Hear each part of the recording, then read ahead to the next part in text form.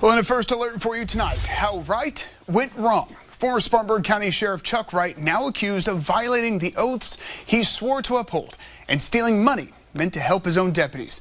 Wright facing multiple federal charges tonight, and two other members of the sheriff's office also named in the case. The Fox Carolina's investigative team was the first to alert you to this back in April when we learned federal agents were investigating Wright. And now, we're the first to alert you to these federal charges here tonight.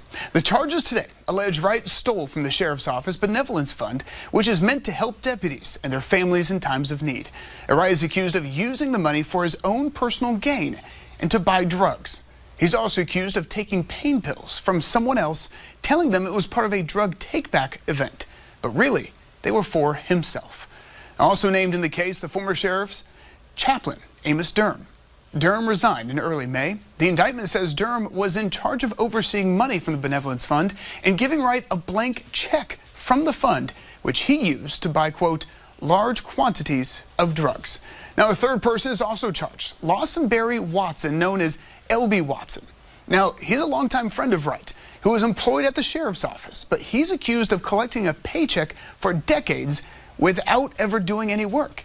And now tonight, we're learning and hearing more from his attorney on the charges. This obviously has been a long time coming. L.B. Watson has been fully cooperative with the federal authorities, and he looks forward to the resolution of this matter.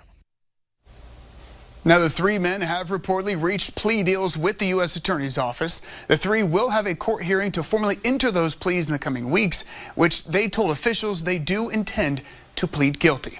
Now, Wright will plead guilty to all three charges in the documents. It's wire fraud conspiracy, obtaining controlled substances by misrepresentation, and conspiracy to commit theft concerning programs receiving federal funds.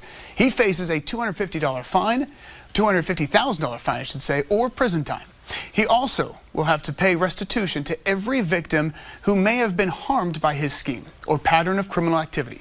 Durham and Watson are expected to plead guilty to only one charge, conspiracy to commit wire fraud. And they both face a $250,000 fine or prison time and must forfeit any proceeds from the scheme. And